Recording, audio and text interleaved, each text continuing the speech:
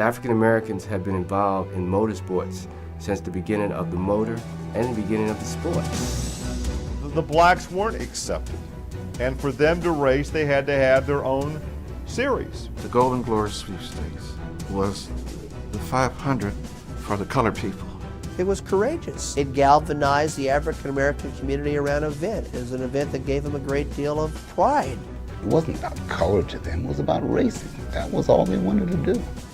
Charlie Wiggins and Bobby Wallace were considered the best. It was a very, very difficult period to be black. The mob lynched 2 people. Significant political leadership was held by the Ku Klux Klan. Al Sweeney said he would like to make me the Jackie Robinson of automobile racing. Joey proved in a difficult era that the door could be pushed open gently. The announcer was, his jaw would drop at the sight of a black guy with all these white drivers. He said, "Who's that nigger out there in that 7?" And they'd be stopped at the door. And you can come in, you can't come in. So there was Wendell Scott clearly in the crosshairs of all of this dynamic social change. They were willing to accept all the hardship because they loved the sport that much.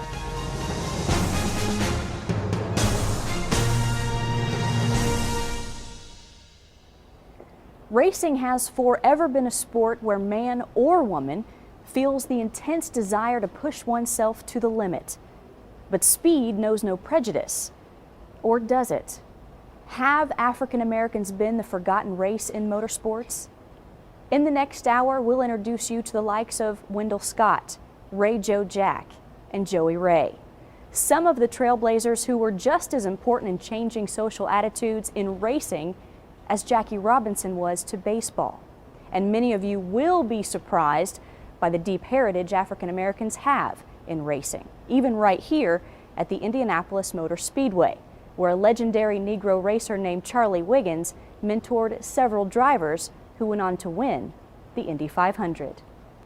So who was the first African American to leave a mark on auto racing? Well, that distinction goes to, of all people, a boxer, the brash and cocky heavyweight champion, Jack Johnson. Jack Johnson, the flamboyant first coming of Muhammad Ali. Jack Johnson would compete against anybody in any sport, didn't matter if it was baseball, football, race, boxing, he knocked everybody out. Jack Johnson is not that much different than Dennis Rodman. He was seen not only as a great fighter, but also as a larger-than-life man, and one of those exploits was in the driving. Johnson's ego was unparalleled, but when it came to motorsports, he was about to meet his match in AAA champion Barney Oldfield. Barney Oldfield was such a natural-born promoter. It was in his blood. His ego was huge. To be at the forefront of doing spectacular things, match races and so on, sometimes his enthusiasm probably carried him over the top. You know, he had his stogie, and he probably didn't like people telling Barney what to do. The 2 larger-than-life sports personalities were to stage a best 2 out of 3 match race to be held at Sheepshead Bay Raceway at New York's Coney Island on October 25, 1910. The sanctioning body at that time was the American Automobile Association that barred blacks from racing in Indianapolis. AAA told Barney Oldfield, don't participate in that event because it's sort of, beneath what we're trying to do, and if you go ahead and participate, we're going to suspend you. The AAA was very restrictive. You're a AAA driver or you're an outlaw driver. The AAA called the race a mockery. Adding to their embarrassment was that the league's top driver was agreeing to compete against an African American with no AAA license or approvals from sanctioned speedway officials. Here's something that's sensational. Here's something that's going to be just impossible. You're going to want to see this, so therefore you're going to want to buy a ticket, and somebody's going to make some money in all of this. It happened, but it wasn't supposed to happen. On October 25, 1910, with a large crowd looking on, Johnson and Oldfield squared off for their best-of-3 match race. Oldfield took the first heat easily. Johnson won the second race. And then Barney left the heavyweight champion in the dust in the third and final heat. Behind the scenes, they probably had an arrangement to split at least part of the money. Basically, it was a moneymaker. Barney Oldfield got barred for life. Then they rescinded the suspension. A lot of blacks were embarrassed by what he did, and you can read newspaper accounts of where African American communities throughout the United States said that his actions were harmful to African Americans. My feeling is that this exhibition provided the opportunity for the AAA to justify, or at least to state publicly, this exclusionary policy that they had all along. For African Americans, it would be a long battle to earn the right to compete in official AAA sanctioned competition. Along the way, black racing pioneers would have to overcome tremendous racial and financial challenges in order to chase their dreams and create new opportunities for fellow African Americans in motorsports. The AAA, they had the door closed. The gate was locked for any black driver that wanted to compete in the Indianapolis 500.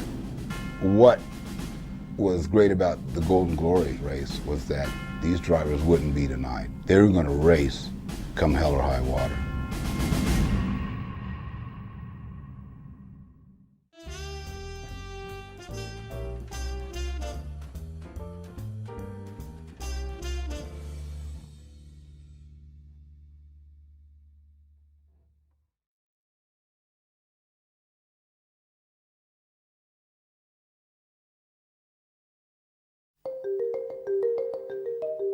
During the 1920s, auto production in Indianapolis was in high gear, and auto racing in the city was in its heyday. The Indianapolis 500-mile race was the most popular sporting event in the world, attracting hundreds of thousands of spectators each year. But the Indianapolis Motor Speedway, like many civic venues at the time, placed restrictions on African Americans. You're dealing with the premier event in a state. Obviously, it's an event that has national, international significance, but this is a state in which significant political leadership was held by the Ku Klux Klan. During the decade, the Ku Klux Klan cast a dark shadow over the social and political landscape of state and region. Racial tensions burned as the Klan's power grew in Indiana. There was an old debate, and one that you could get many a fight started in a barbershop. Was Indianapolis the southernmost city of the North, or was it the northernmost city of the South? And the debate raged because it had a lot of the cultural remnants of a southern city, but it found itself in a northern state. It was probably a period more than any other where Indiana was more direct with their segregation. The Ku Klux Klan rising to power in the state and with great influence on the political leaders of the state. Racism and segregation suddenly was a big issue. When you live in Indianapolis, you're very aware of the Indianapolis 500, and you're very aware of what's going on in auto racing. It was the center of auto racing as much back in the 20s and 30s as it is now. And the blacks could see this, and they wanted to be a part of it. So they just decided, we want to go racing, we'll just start our own races. The AAA, they had the door closed. The gate was locked for any black driver that wanted to compete in the Indianapolis 500. I mean, they were the sanctioning body. It was their deal. What was great about the Golden Glory was that these drivers wouldn't be denied. They were going to race come hell or high water, and they did it. And I mean, that says a lot about their tenacity and their wanting to just race. It wasn't about color to them, it was about racing. That was all they wanted to do. Now, this is another way of saying that, hey, we belong. White colleagues, they have the 500. Here, we put this race on. This is a celebration of black culture, of black enterprise, black progress. For this association to be founded, be front and center, and to host not only a community, but a regional-wide activity, this says a lot. And it was a source of great inspiration to blacks. Barred from the Indianapolis Motor Speedway, the Colored Speedway Association held the first Golden Glory sweepstakes at the Indiana State Fairgrounds dirt track on August 2, 1924. On race day, more than 10,000 spectators crowded into the fairgrounds grandstand to watch the single largest sporting event ever held for African Americans. When that series was put together, suddenly you had the African American community who could look at that and say, hey, you know what? That guy down the street, I saw him racing at the Indiana State Fair. I could do that. Suddenly you can relate, and it makes a huge difference in terms of being able to draw together a public that are willing to buy tickets and want to participate in a sport because they themselves feel that they have that opportunity to participate. That's what that series did. And at that time, black heroes were hard to find because they were few and far between. And you'd see these guys win a race, well, to a little kid, said, dang, I want to be a race car driver. One of the top competitors on the Golden Glory circuit was Charlie Wiggins, a talented mechanic and car owner who was a 4-time champion of the black circuit. Charlie quickly earned the respect of many of the biggest names at the Indianapolis Motor Speedway. They had a car there and nobody could fix it, and so Charlie got up underneath it and he saw what was wrong with it underneath it. And nobody believed that this colored mechanic could possibly figure out what was wrong with this car. And he did, of course, and then he got the job. Drivers such as Bill Cummings, who won the Indianapolis 500 in 1934, Howdy Wilcox, a top driver, Harry McQuinn. These were all good friends of Charlie's and certainly recognized his mechanical genius. So when guys like the Chevrolet brothers went out to the Golden Glory sweepstakes and they saw Charlie Wiggins compete, they could see it. That guy's talented. That guy knows what's going on with the race car. For them, it's about the craft. That white race car drivers and white race car builders would go to watch members of the Colored Speedway Association race doesn't surprise me at all. And it shouldn't surprise anyone who really understands athletes or knows anything about athletics. Let's make racing bigger. Forget about the color of the participants. We just want more people interested in and active in auto racing. But while many celebrated the accomplishments of the Golden Glory drivers and mechanics, racial tensions continued to burn on the state's political scene. During the Indiana state elections of 1924, candidates backed by the Ku Klux Klan won almost every campaign, including the governor's office. To celebrate, the Klan staged marches through the African American neighborhoods, sending a chilling message to the crowd.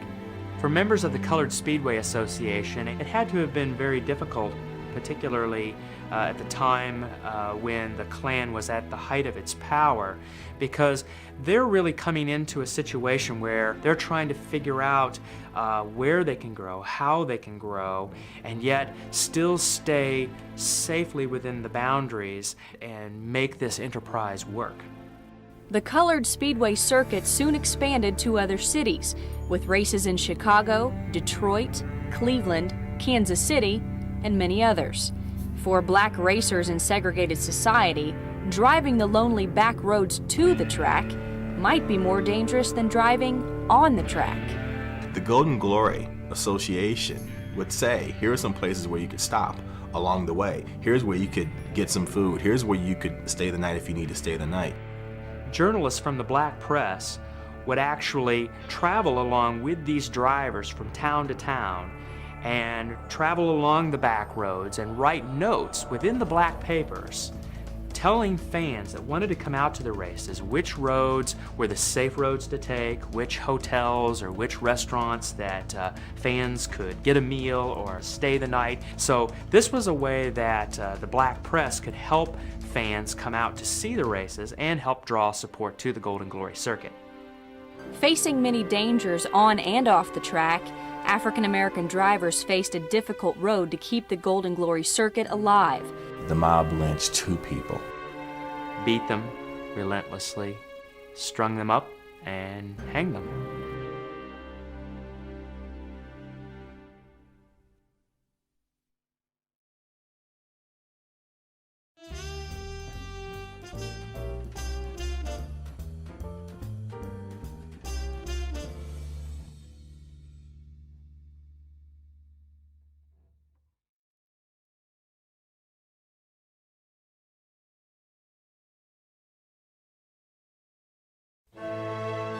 By 1930, the Golden Glory Sweepstakes was the single largest sporting event ever held for African Americans.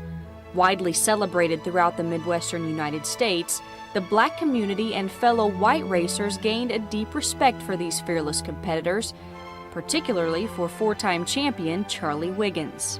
He could walk with his head held high at the Indianapolis Motor Speedway among other racers. And for any of us who practice any craft, that's the highest compliment, is that your peers respect you. When you're looking over the hood of that car and you're tinkering with it and you're trying to make it go fast, you're not sitting there thinking, well, I can't get this advice from this African American. If this African American's smart, you bet I'm going to get some advice from him. While some drivers like Charlie built their own cars from scratch, others were able to purchase top-of-the-line Indy race cars. No small feat during tight economic times. One such driver was Bobby Lee Wallace, a light-skinned mechanic who earned money through his connections in the Chicago underworld.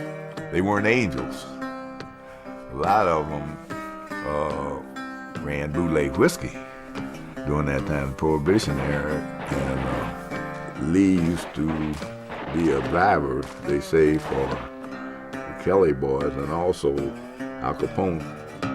He could mechanically soup a car up, which would run exceptionally fast, and he could just outrun the state police. His car went faster and he was a better driver. Because of Wallace's light skin and lightning-fast driving skills, he was often mistaken for a white driver, which once nearly gave him the chance of a lifetime. Lee had an opportunity in the 1930s where he had a sponsor, and he had an opportunity to run in the 500, and the sponsor was from Greenfield, Indiana. And when they found out that he was a black driver, they pulled the sponsorship, and he didn't get to run. Support for the Golden Glory Sweepstakes came from a number of unusual sources, including Chicago Union boss and prominent race car owner Michael Boyle. Beginning in about 1926, Michael Boyle starts supplying cars to the Golden Glory Sweepstakes.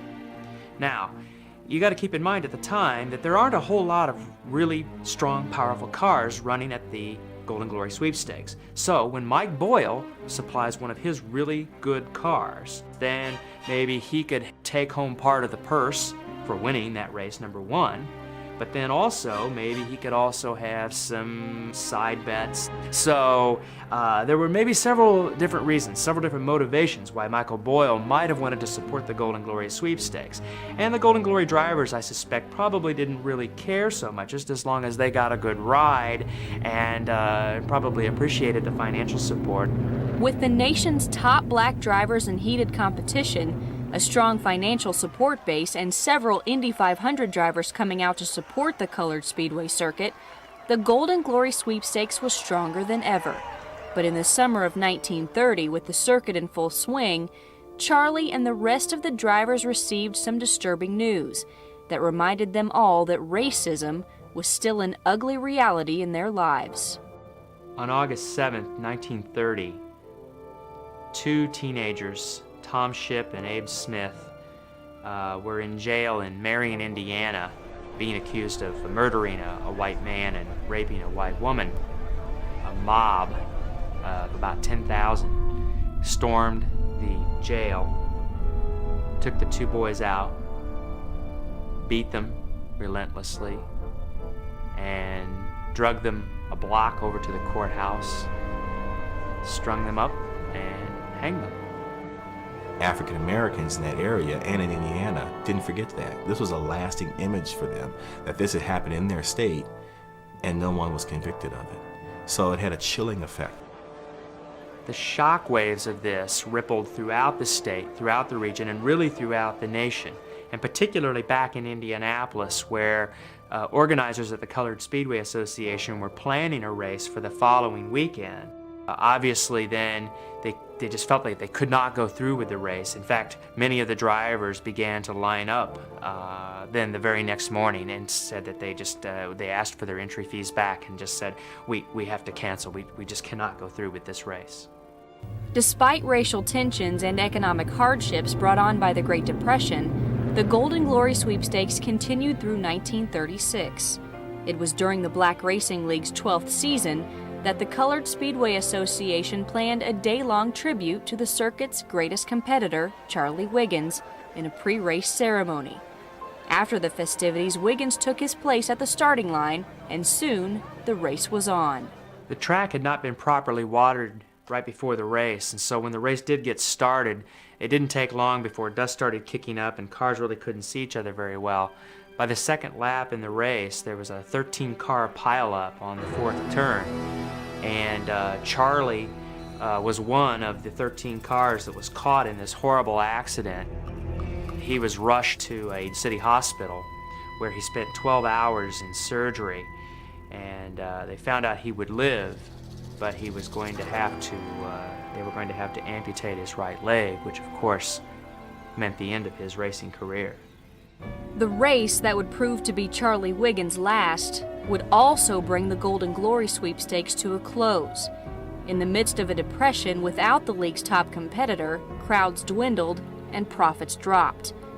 The Colored Speedway Association closed its doors at the end of the 1936 season. The gold and glory was not insignificant, because at the embryonic stage of the machine age, African Americans were able to say, we can participate in this age as full participants. We have the ability and we have the courage. In this case, clearly, we had the manhood to participate in this activity and do it as well as anyone else could do it. It was courageous. It galvanized the African American community around an event. It was an event that gave them a great deal of pride. That's maybe the legacy of the Golden Glory sweepstakes, in that they prove that it isn't about race, it's about racing.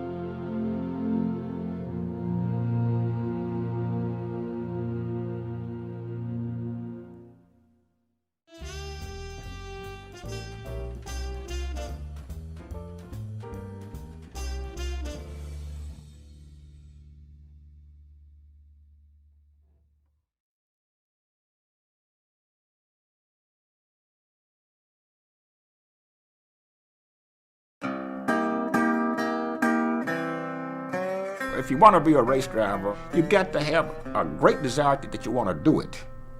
That's number one. And normally if you got a desire and the will to do something, you put forth a lot of extra effort to do that. You got to have that desire. If you got the desire, you'll find a way. Joey Ray was practically born with that very desire to race despite all odds. Born in 1921, young Joey grew up near a local fairground speedway and could hear the engines roar around the track each weekend. The sound fascinated him. When he reached the age of 13, Joey asked his father, a successful Louisville banker, if he could run down to the local Chevy dealership and grab an entry blank to the Soapbox Derby so that he could become a racer. When I entered the Soapbox Derby, and I just thought I was going to be allowed to race in it. When I went out to my application, they gave it to me. I carried it. Oh, my parents had to sign. I carried it home. My father signed it. I carried it back to the dealership, and I was just as happy as I could be. And when we went with the car to enter, and they told us we couldn't enter, I was hurt. They said, no color allowed. And my father got very, very upset about it, and I did too. I think I cried. After the Soapbox Derby incident, and I was so hurt and everything, looking back, at that time I didn't pay a lot of attention to what my father, number one, he instilled in me that all white people weren't bad, all white people weren't prejudiced. He always felt as time went on, things were definitely going to change. The incident at the Soapbox Derby in his youth did little to deter young Joey Ray. He worked hard to become a mechanic's apprentice to celebrated sprint car drivers like Wild Bill Cantrell, Chick Smith, and Spider Webb, waiting one day for his number to come in. Joey doesn't shy away from admitting he liked a little gambling. He liked to play the numbers. But he saw a race car down south for $450, and every week he'd play the numbers. And it was time to lay down $1 tab or something, and he said, I'll take number 450.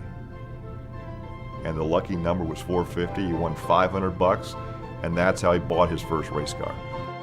And with that $500, Joey Ray became a race car owner and driver. But practically from his very first race, the young African-American driver encountered resistance from local crowds. It was Joey's second race in Johnson County, Indiana, and Johnson County was known to be a hotbed for the KKK back in that decade. And he was starting on the pole of the sprint car race, and the track announcer said, "Well, who the hell is that nigger out there in number 7? Chick Smith and Bill Cantrell, two of the competitors, got out of their cars and went up into the announcing booth and had a little chat with the announcer. As they held the mic closed with their hand, there was this great discussion, and pretty soon they came back down, and then with great dignity and pomp and circumstance, the announcer said, "Ladies and gentlemen, in the red number 7, that's Joey Ray, the world's greatest colored race driver," because they still use that term a lot back in that area, you know. Those other drivers, those white drivers, felt in their heart the insult, the injustice of that moment, took it upon themselves to say, "Hey, look, pal, this isn't how it's going to be." And maybe for whatever reason, whatever motivation, that was their way of trying to make the world just a little bit better in their own little corner on that day. Joey's early determination paid off. He soon caught the eye of the highly successful race promoter, Al Sweeney. My first race for Sweeney was in the Moment's Hour, and I met him in the motel room, and we had a nice long talk, and he was just as nice as he could be, and he explained to me the situation. That was Jackie Robinson's first year in baseball, that he broke the color line there. And he said, "Joey, I've heard a lot about you, and I've watched your career in the racing papers and everything, so I'd like to make you the Jackie Robinson of automobile racing." If Jackie Robinson was significant in breaking the color barrier in baseball, Jackie Robinson did so because he had an iron will and a fiery competitive nature, and everyone could see that. In Joey Ray's case, you're dealing with one of the most uncommonly wonderful and friendly human beings on the face of the earth. I mean, if you didn't like Joey Ray, then your problems extended far more than just being a racist. You just didn't like people. But just like Jackie Robinson, Joey Ray often found a sporting public not yet willing to embrace the notion of integration. On the track, Joey endured many threats. Off the track, he found new places willing to rent him a room or serve him a meal. During the 1960s, lunch counters were familiar battlegrounds for the civil rights movement, but in 1947, a lone diner was the scene for a far less dramatic but no less significant encounter that captured a quiet victory for human dignity. A number of the racing drivers and mechanics were in a restaurant, 15, 20 of them, at a big long table, and Joey and another couple of guys come in later to want to have dinner. And when we got to the door, we was met by the hostess and said, "What do you all want?" We said, "We'd like to eat." She says, "We don't serve color." Looking around, I could see other drivers there, and several of the drivers got up from the table and came over and said, what's the problem here, miss? These white race drivers said, "Hey, wait a minute. Bring the manager over here. We're all eating steak. We're all going to pay for these meals as long as they come in and join us. You turn them away, we're going to eat these steaks, and we're leaving, and we're not paying." The restaurant owner obviously makes a wise business decision and says, "Oh, he's with you? Well, come on in by all means." That's the sort of quiet steps that were taken at that time to say, hey, he's just like us. We're not going to tolerate this crap of you treating him any differently. Joey Ray broke the AAA color line in 1950. On the day he earned his AAA certification, while many of his friends were cheering him on from the pit area, Joey still encountered resistance from a driver he would only identify as Norm. One guy was going to talking to drivers, 1 and 2 at a time, and pointing at me. But he didn't say anything to me. So he was talking loud enough that I could hear what he was saying. Said he didn't want that guy running with us. Don't you feel the same way, and things like that. So I go to Spiderweb, and Spiderweb said, "Look, you a man, I'm a man. Your blood's red, my blood's red. You pass your test, you're a race driver, and I'm a race driver. To hell with Norm. Norm and I, even though he'd been racing AAA for a long time, he's back in the third heat, right back here with me. Even though it's my first race. We starting side by side. He doesn't look at me, but I stare at him, turn my head, and I said to myself, if I don't beat anybody, I'm gonna beat this damn Norm. And I beat him. Joey Ray had to go through all these obstacles, these attitudes, these prejudices. He took all those slings and arrows, and he saw the good in people. He saw the good in the sport. He saw the good in his competitors. He didn't waste time dwelling about the negatives. Joey's career spanned from 1947 to 1963, competing mostly in sprint and midget cars, but in some stock car races as well. He once nearly got his big break to race at the Indianapolis 500 when he received a call from actor Eddie Anderson, who played Rochester on the popular Jack Benny show. Anderson was backing a team at Indy and wanted Joey as its driver. But before planning could begin, family problems crippled Anderson's personal fortune and destroyed any chances of Joey becoming the first African American to run at Indy. When I went to Indy in '91, my first year at Indy, Joey Ray was there every day. Every day. And you could tell that he wanted to give me the support, and I wanted his support. And when I did make the race, when I qualified to race in the 500 in '91, the look in his eyes was pretty emotional. You could see that there was happiness, but you could see there was pain too. You know, there was pain that he wanted to be there, and time wasn't on his side. To achieve the things that I did in automobile racing, to be the first Afro-American to run AAA, which is now USAC, having a chance at the Indy 500, and I don't have any regrets that I didn't actually make it, but to become that close and to have the chance and to race with the Indy 500 drivers on these other tracks, I just feel blessed. And I feel like I accomplished a whole lot in life that I wanted to.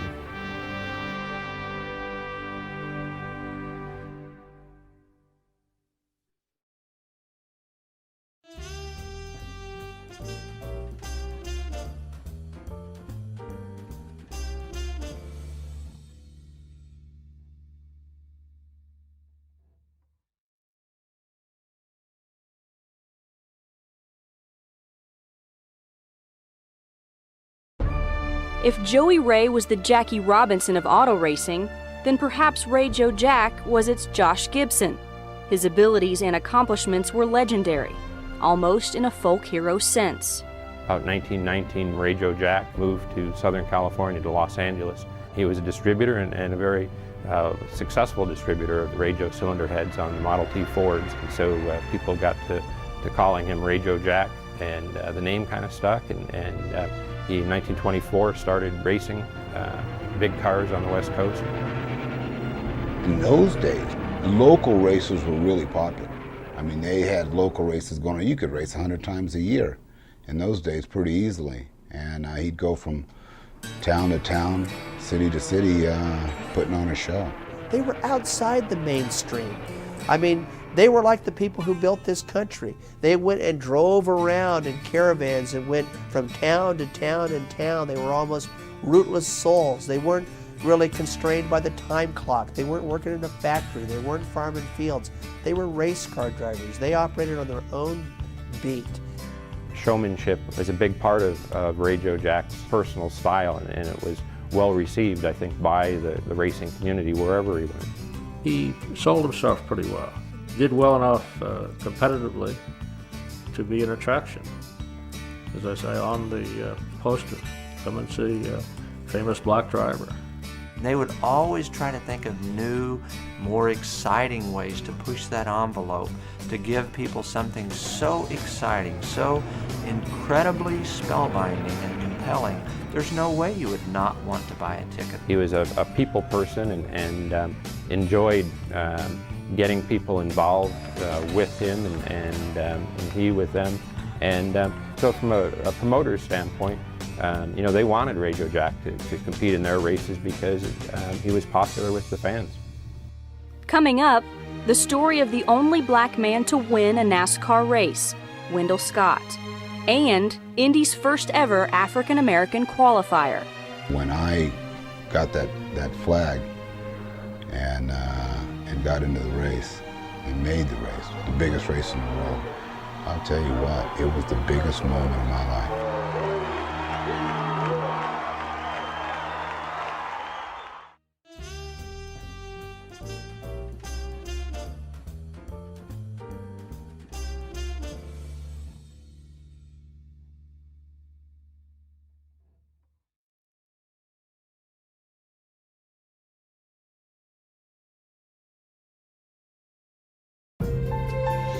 For decades, African American pioneers had battled segregation and financial pressures to make a name for themselves in the world of motorsports. All of their previous trials and triumphs had finally led to the world's two largest stages in auto racing, the U.S. Grand Nationals, later to be known as NASCAR, and the Indianapolis 500-mile race. Stepping into the spotlight of each event would be two charismatic, determined personalities, Wendell Scott and Willie T. Ribbs. Probably took more fortitude, more guts, more character, more in your face, I can do this, for Scott just to show up at the racetrack. Here was a black man trying to break into an all-white sport in a very segregated region of America. Wendell Scott was born in Danville, Virginia in 1921. He served in the U.S. Army Airborne Division during World War II before returning home to open a garage. In the back hills of Southern Virginia, Wendell earned some extra money, as well as a wicked reputation. Somebody told the tale that my husband, ran moonshine. He took us on some of his old bootlegging roads, which are like snakes. The notorious 41, 360, if you saw them, they would scare you to look at. He had these strong hands, notoriously strong hands. He would put the side of his chest up on the wheel and he'd jerk it. And that's when he would gun it. The sharper the turn was, the more he would gun it. And then he would say that, it's not like he's in a trend. I don't want y'all to never try this. Scott began his racing career in 1949, winning the second race in which he ever competed. As he traveled from town to town on the Dixie Circuit, he encountered intense racism off the track and impossible circumstances behind the wheel. Wendell won the first Grand National race to be taken by a black driver in December of '63 in Jacksonville. He was not given the trophy. In fact, Buck Baker was declared the winner. They were not going to let him win that race until everybody was gone. I believe NASCAR was leery of fan reaction. And it was pretty smart the way they did it, let everybody get away from the track and then pay him. It was 2 or 3 hours later before I was declared the winner. And I'm the only man that won a race that ran too many laps. Many of the white racers learned to respect Wendell because of his determination and his skill. He became a role model even for white racers at that time. And there was Wendell who was willing to take great risks, his life, literally, to pursue his dream. He felt he had a right to be there, just as much right as anybody else. And I think my dad also knew that his attitude would eventually win them over. I don't know if anybody else really wants to go through the heartaches and the stuff that Wendell went through. And it's going to take somebody that's really dedicated to be able to do that.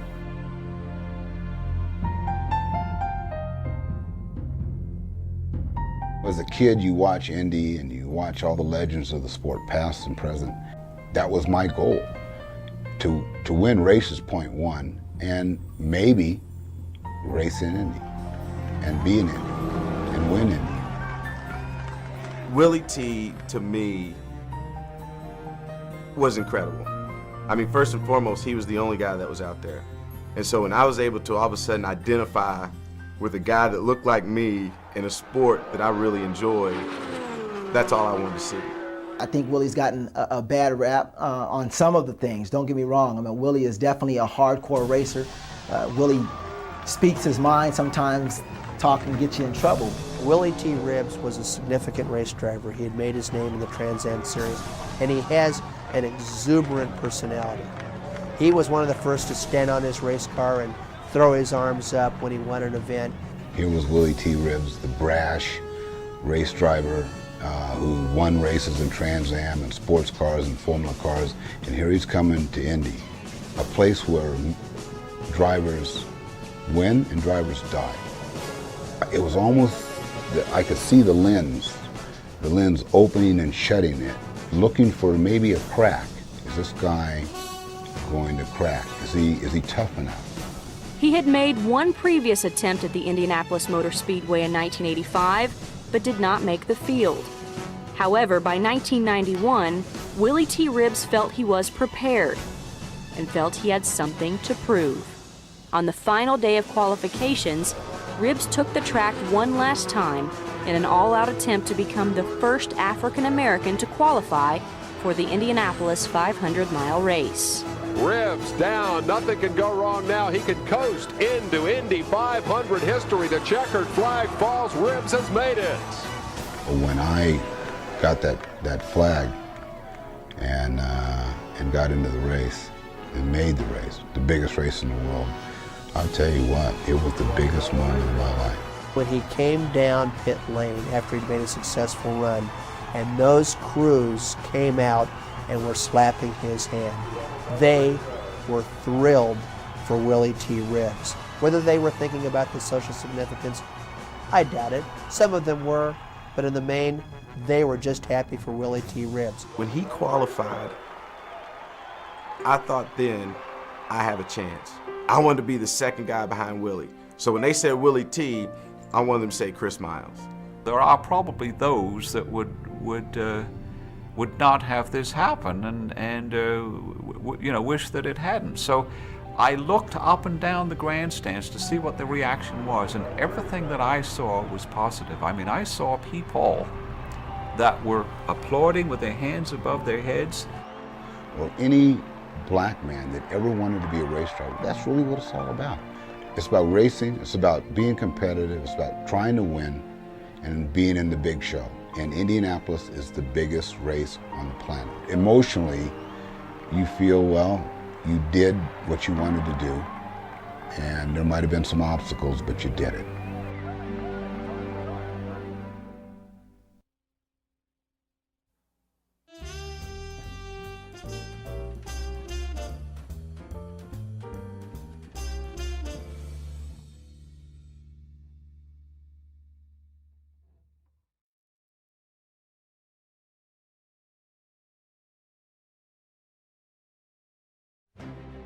In order to be good and to win, you have to be precise.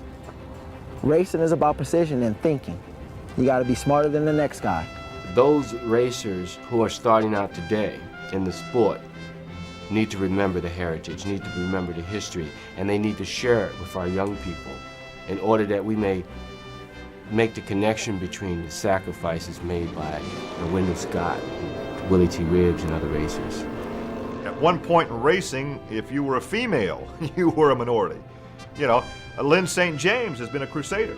She wants to be out there to make the statement to young girls that when you're looking at a sports career, think about racing. Maybe if we had another prominent black driver, he could say the same thing. Many African Americans were hoping that George Mack would be that prominent black driver. Mack finished 16th in the points in the IRL's 2002 season, driving for the financially strapped 310 racing team, carrying the torch for all black drivers. That made me feel a little uncomfortable because it kind of made me feel like I had the weight of a whole nation on my shoulders. To me, a driver is a driver. I just want to do what it is I do to the best of my ability and have a great time doing it. Color is critically important in racing today, and the color is green. Money fuels everything about modern day motorsports. My hunch is that NASCAR, the Indy Racing League, etc., would welcome a greater diversity of participants simply from the self-interest of marketing. For many driving a race car, the cost is prohibitive. For others who aspired to be the next Willie T. Ribbs, so too was opening the pocketbooks and the minds of corporate America. In my pursuit of sponsorship, I had so many companies just say, we're not interested. When you're literally told that we don't have a product to cater to the black community, and it's motor oil, that's a problem. And that's when I started to take a step back and realize there's something seriously wrong with this industry. It bothers me a little bit because I know that there are some African Americans that probably could drive as well as myself, if not better, but they don't, have the finances to get started. I think as far as African Americans into racing, it also has to do with other minorities and African Americans who own the corporations or who are in the position to help us to get to that level. One such place that is trying to make a difference is Adams Kart Track in Riverside, California. Some of the top drivers has been out there. Richie Hearn, Alex Barron, George Mack grew up there. The African American population has to be educated on the sport. There is an opportunity. It has to be noticed. Make sure you take care of your line. Don't worry about everybody else around you. Adams Track is owned by a black family, and they've been racing since 1959, and they inspired me. While Adams Karting is doing it on the track, Chris Miles is trying to make it happen off the track. That's why he founded Starting Grid. Starting Grid was founded on the premise that we need to change the face of motorsports in the 21st century. That's our whole purpose, is to make sure that we can help facilitate equal opportunities across the board for minorities in motorsports.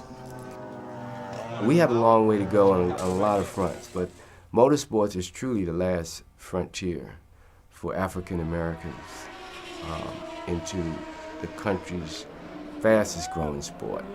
I think the blame goes back to corporate America. By 2007, they're going to receive $1.7 trillion of annual spending power by ethnic Americans. But yet they cannot find a way to throw some dollars towards a black driver, a black team, an institution or entity that is trying to help facilitate equal opportunities across the board. That is a problem. We haven't come far enough, but I think that auto racing, much like tennis with the Williams sisters, or golf with Tiger Woods, that this will be the next in the line of non-traditional sports, that is, in which you have African Americans participation, in which we will see the breakthrough in that. What is the sport of the day? What has NASCAR done in the last 10 years that was different than what they did 30 years ago? Is it the commercialization? Is it the passion of the drivers? What is it? And those are the questions that we're left with. And I don't think in answering those questions, race will be absent from the answer. Race will be part of that answer. Ray Joe Jack, Wendell Scott, and Joey Ray were certainly pioneers in racing, but most importantly, for African American race car drivers. But have their efforts fallen by the wayside? The question still remains unanswered. Why aren't there more African Americans in racing? Sure, there are a few. It took Willie T. Ribbs 75 years to break the color barrier at Indy, and of course, George Mack just last year. Unfortunately, Mack is still searching for a ride in 2003. Currently, the only African American in a major racing league is Bill Lester in the NASCAR Craftsman Truck Series. Everyone in racing is hoping for the Tiger, Serena, or Venus to make a breakthrough in their sport. But before that happens, there first needs to be a breakthrough in the boardrooms of corporate America. For Black History Month on ESPN, I'm Stacy Paetz.